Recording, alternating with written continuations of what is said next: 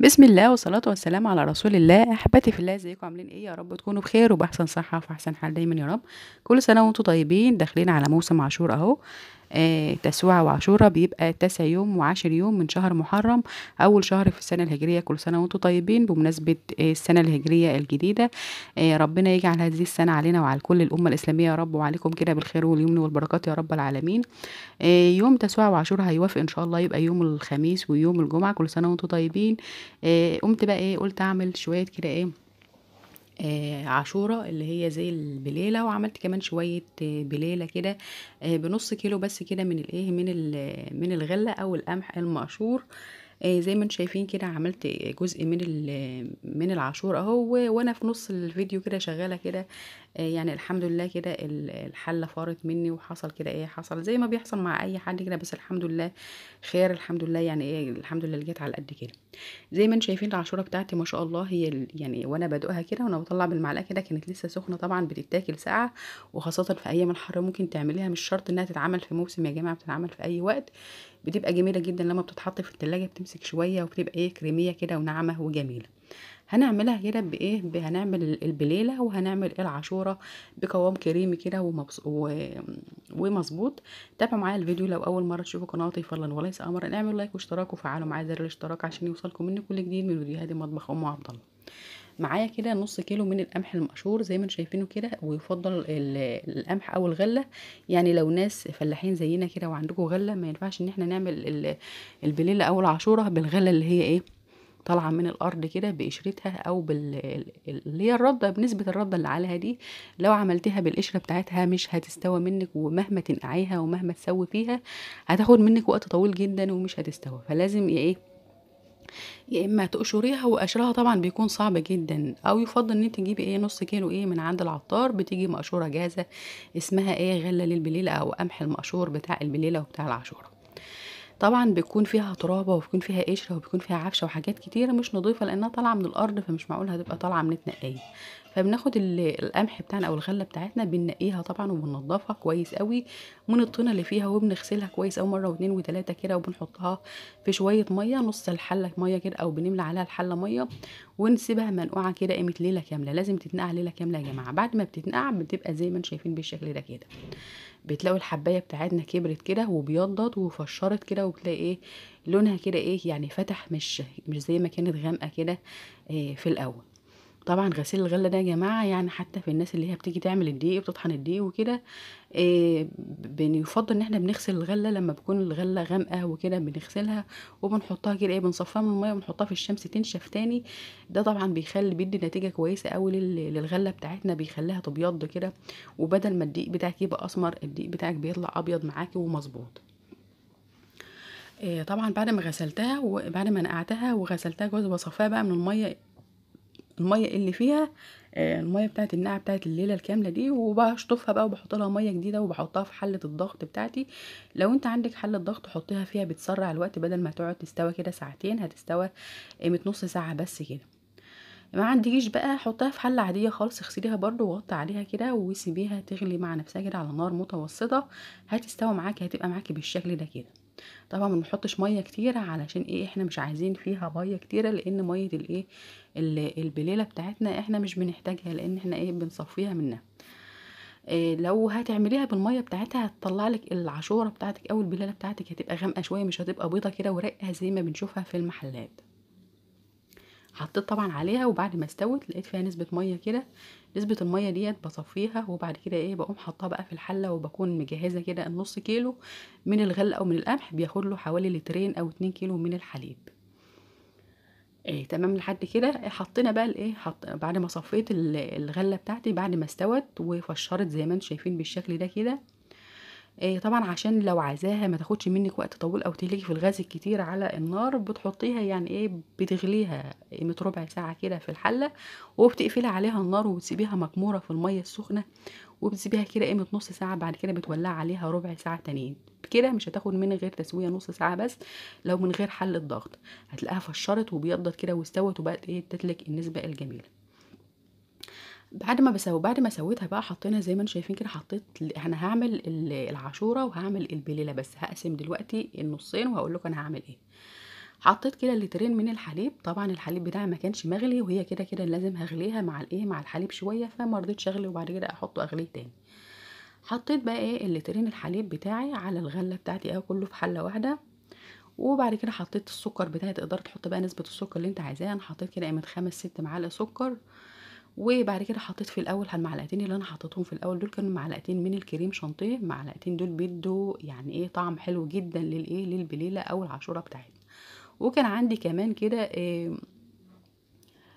قشطة كده وش اللبن الحليب كنت حاطاها عيناها في الفريزر، حطيت كمان معلقتين عليهم كده، ودوبت كل ده في إيه، في حلة واحدة، يعني حطيت الحليب والغلة وحطيت الإيه، الكريم شانتيه وحطيت آآ القشطة وكله دوبته كده في حلة واحدة. في الخطوة دي بقى أنا إيه، عشان هاعمل العاشورة بتبقى مختلفة شوية عن البليلة.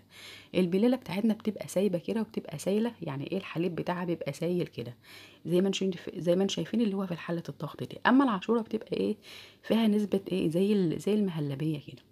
لو هتعملي عاشورة بس مش هتعملي مش هتعملي بليلة كمان، ممكن ما تصفّيش المَيّة بتاعة تسوية الغلة، وبتحطّي عليها الحليب بس كده، في الحالة دي مش هتحتاجي لنشا وهتطلع معاكِ قوامها كريمي وهتبقى جميلة جدًا. بس هتبقى غامقة شوية لإن إيه، المَيّة بتاعة التسوية بتاعة الغلة بتبقى يعني إيه مغمقاها شوية. فأنا صفّيت المَيّة عشان عايزة البليلة بتاعتي تبقى أو العاشورة بتاعتي تطلع كريمية كده وناعمة ويطلع لونها كمان أبيض ورايق كده زي ما بتجيبوها من المحلات.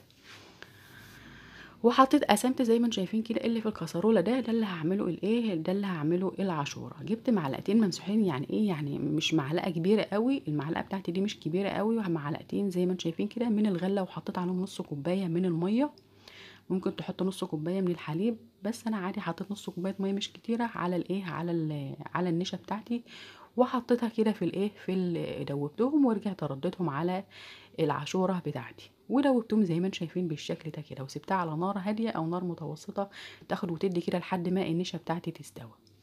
في الحلة اللي هي بتاعة الضغط دي طبعًا فيها البليلة ما بنحطلهاش نشا، سِبتها كده مع الإيه، مع الغلة اللبن يغلي كده وياخد ويدّي مع بعضه كده شوية علشان إيه، علشان يبقى طعمها كده تاخد من طعم اللبن، الغلة تاخد من طعم اللبن. وفي الخطوة دي طبعًا رُحت عشان أجيب إيه، كيس الفانيليا من التلاجة. اللبن طبعًا زي ما أنتم عارفين يا دوبك تدّي له ضهرِك بس كده تلاقيه فار ونزل على الأرض والحمد لله، يعني الحمد لله إيه، حبّة صغيّرين بس كده اللي إيه، اللي نزلوا على الأرض. طبعًا بناخد بالنا من الحتّة دي، يا إمّا تطفي النار هتروحي هتسيبي اللبن على النار وتروحي تجيبي حاجة، يا إمّا تطفي النار يا إمّا تكوني مجهّزة حاجتِك قبل ما تبدئي شغل. فأنا كنت نسيت خطوة الفانيليا دي، ونسيت إن أنا إيه، ما عنديش فانيليا قدّامي وكده، فرُحت أجيبها من التلاجة، حصل معايا إيه اللي حصل ده. جِبت كيس الفانيليا وطبعًا النشا بتاع العاشورة استوى، زي ما أنتم شايفين بقت كريمية ما شاء الله جميلة أهي، وحطيت لها إيه، شوية كده من الفانيليا. طبعًا بنحط الفانيليا في الآخر يا جماعة علشان إيه، لو حطيتيها في أول شغلِك هتدّيكِ لسعة كده، وهتدّي يعني إيه، حاجة إيه، يعني طعم حامض كده وطعم لاذع كده في الإيه، في الحاجة اللي أنتِ بتاكليها مش هتبقى كويسة معاكِ. فبنحط الفانيليا بنحطها في الآخر خالص قبل ما بننزّل الحاجة بتاعتنا على النار، يا دوبك بتبقى إيه غلوة بس أو تقليبة بس كده وبننزّلها أو بنطفي عليها النار عشان زي ما بنقول ما تدّيناش المرارة أو اللسعة اللي قُلنا عليها. وعملت مع البليلة برضه نفس الكلام كده.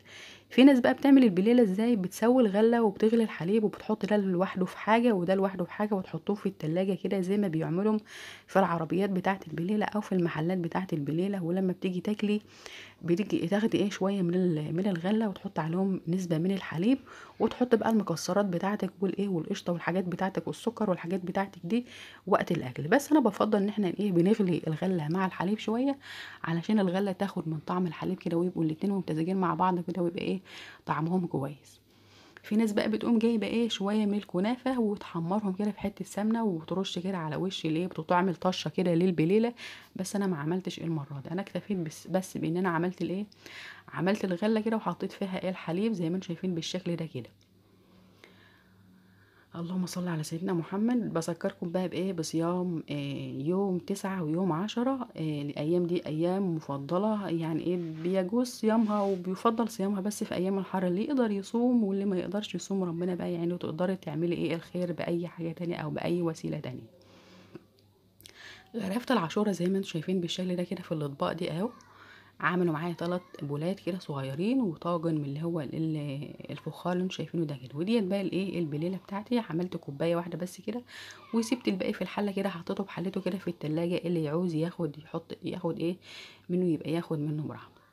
العاشوره بتاعتي بقى زينتها كده، كان عندي شويه كده من المكسرات من اللي هم الايه بتاع فايضين كده، شويه سوداني فايضين من العيد وشويه زبيب فايضين من رمضان، اللي بتبقى يعني ايه بواقي الحاجات اللي عندي كده. زينت بقى بشويه كده، حطيت شويه سوداني وشويه جوز الهند كده على شويه زبيب بالشكل ده كده. طبعا العاشوره والبليله في ايام الحر ديت بتبقى وجبه حلوه جدا، ممكن تعمليها كده تبقى طبق للفطار وطبق للعشاء، بتبقى حلوه قوي، مش شرط ان هي تبقى حلويات بس. بتتحط في التلاجة في ايام الحر بتتاكل ساقعه، بتبقى جميله جدا. وممكن تتعمل كمان برضو البليله، مش شرط انها تتعمل في اوقات يعني ايه في مواسم او كده، بتتعمل في اي وقت من السنه، وتحطيها كده في الايه في التلاجة وتاكلي منها في ايه في ايام الصيف. في ايام الشتاء بقى ممكن نعملها بناكلها دافيه برضو، بتبقى ايه زي حلويات دافيه كده، يعني بتنفع انها تتاكل في الصيف وفي الشتاء، بتبقى جميله جدا جدا. جربوا البليله بتاعتي بالطريقه بتاعتنا الجميله، بطعم جميل جدا وبطعم كده كريمي وناعمه وما شاء الله جميله جدا جدا. اهي البليله بتاعتي دي العاشوره بتاعتي اهي، هي علشان يعني ايه لسه سخنه، انا لسه غرفاها دلوقتي، يبين ان هي يعني ايه سايبه شويه. طبعا لما بتتحط في التلاجة طبعا عارفين ان الحاجه اللي بيبقى فيها نشا ديت وهي لسه سخنه بتبقى سايبه زي ما انتم شايفين بالشكل ده كده. لما بنحطها في التلاجة بقى بتلاقيها ايه مسكت نفسها كده، وبتطلع بقى ايه يعني ما بتبقاش سايبه قوي لا ولا ماسكه قوي، بتطلع كده يعني ايه ناعمه كده وكريميه وايه ماسكه نفسها كده ومظبوطه. ودي الغله بتاعت البليله بتاعتي اهي، بحطها بحلتها كده بقى، واللي بيحتاج منها بيجيب ايه بالكوبايه كده، وتحط بقى المكسرات. ما برضاش احط المكسرات في قلب الايه في قلب البليله نفسها علشان ايه ما تطراش، يعني لو حطيت سوداني او حطيت اي حاجه تانية هيطرى معاكي. ولو حطيت زبيب في نفس الوقت، يعني ايه الزبيب ما ينفعش ان هو يتنقع في سوائل كتير عشان ما يتخمرش ويطلع ايه يدينا نتيجه ايه خمريه ونتيجه مش كويسه. دي العاشوره بتاعتي اهي ما شاء الله جميله جدا، بعد ما سبتها شويه وبردت، جميله جدا جدا. جربوا هتعجبكم. لو عجبكم الفيديو فضلا وليس امرا اعملوا لايك واشتراك وفعلوا معايا زر الاشتراك عشان يوصلكم مني كل جديد من فيديوهات المطبخ ام عبد الله. استنوني في فيديوهات جايه كتيره. شكرا لكم والسلام عليكم ورحمه الله وبركاته.